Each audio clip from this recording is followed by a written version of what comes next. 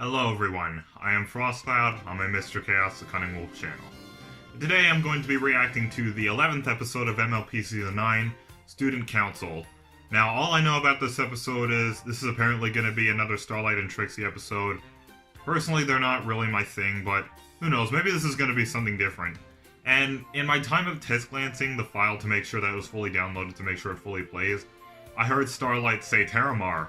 So, I guess we're going to be seeing him again, so that gets me excited to see what's going to be happening, but yeah, other than that, I do not know what's going to be happening in this episode other than this is going to be another Starlight and Trixie episode.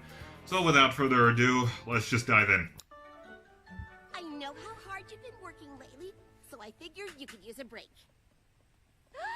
Trixie, this looks amazing, but my job doesn't really seem like work. Speaking of... That's cool, actually. I like that little accessory.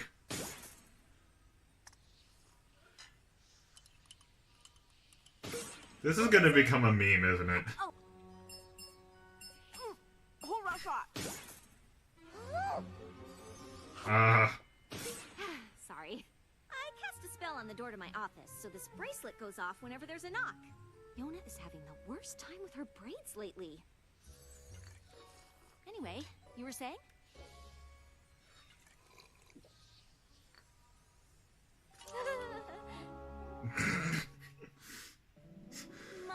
I was gonna say, Starlight, you might want to set that to Do Not Disturb for now, because if you do that anymore, the next time you teleport back there, you're probably gonna get a black eye. How would you describe a shower to creatures who live in water? So far, I've got warm and steamy. Actually, steam has water in it. Silverstream, there are a lot of students who want to see me today. I just need a few shower adjectives that don't rely on the wet part. Well, there's clean, Sometimes I forget how much of a blast it is to have Silverstream around. Sunburst is coming to town. You and I promised to make the cake. How could I possibly forget about that?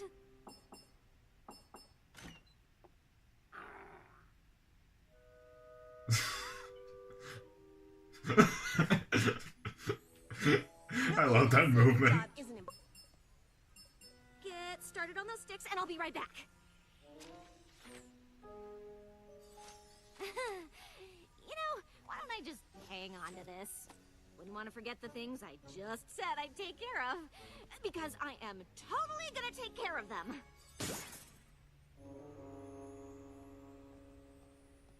Could it be I wonder if this episode is going to be about accepting change. Yeah. Is this cake supposed to be so sharp? I mean, it looks really interesting. Technically, it's not. Good to see you again. Silverstream is missing. Okay, that's kind of an extreme reaction to the thing being I don't closed, understand. or... Silverstream, we'll find your sister. I should have known it couldn't last. Party perfection is more of a Pinky thing. I wasn't going to say anything, but these flowers are just glued on, so technically it wasn't perfect already. But that's probably not important.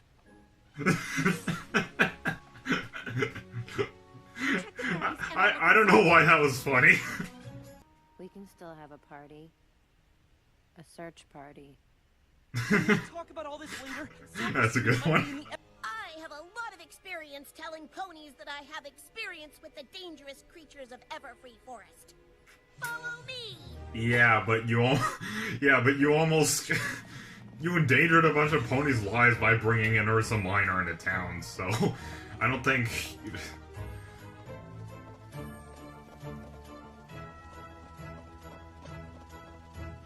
Okay, this is a pretty unique squad.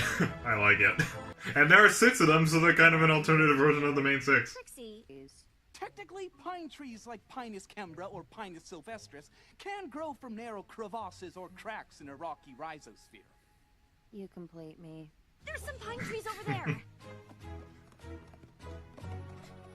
I like seeing how these two oh no.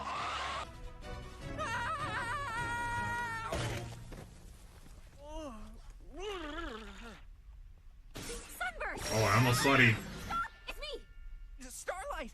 I'm so sorry. We have to get out of here. I know. Hang on. We can't leave. Silverstream might Looking still at his be horn, he there. almost ended up like Tempest there for a sec. Mud, we've got to get out of here. I'm not leaving him. Okay, this just took a dark turn. Mudbrier's been turned to stone? I didn't think I could love him anymore. Okay, that makes sense, but still. We can't stay here. Come on.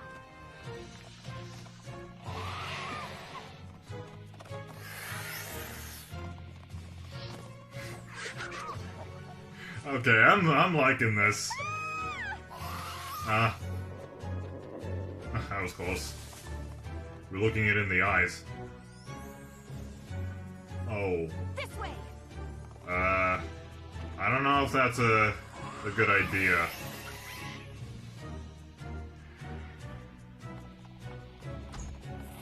Can't Starlight just blast them all with her horn or something? If I hadn't galloped off to a holiday celebration, Silverstream would be safe with her family, and you'd all be enjoying Maud's party. Instead, my student is missing, we're surrounded by a flock of petrifying chicken snakes, and my boyfriend was turned into a hunk of rock! You got the hunk part right. No idea if Silverstream even That was perfect. That was too perfect. Has that always been there? What? Oh, that's the student's treehouse. Apparently it grew from the Tree of Harmony and... Of course! That should have been the first place we looked!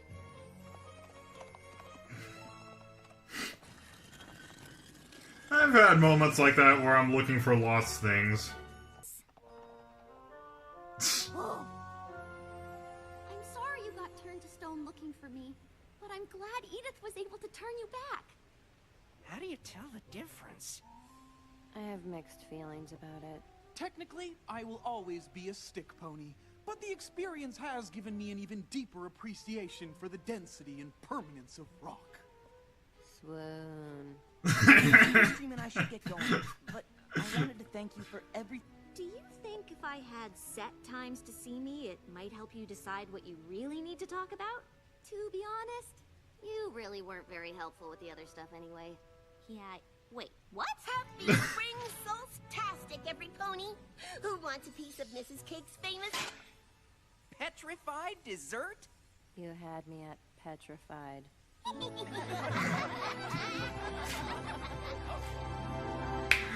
Okay, that was really good. Alright, I gotta say, this... this has to be amongst one of my most favorite episodes of Season 9. I liked how, at first, I thought this episode wasn't really gonna be my thing, because it's a Starlight and Trixie episode.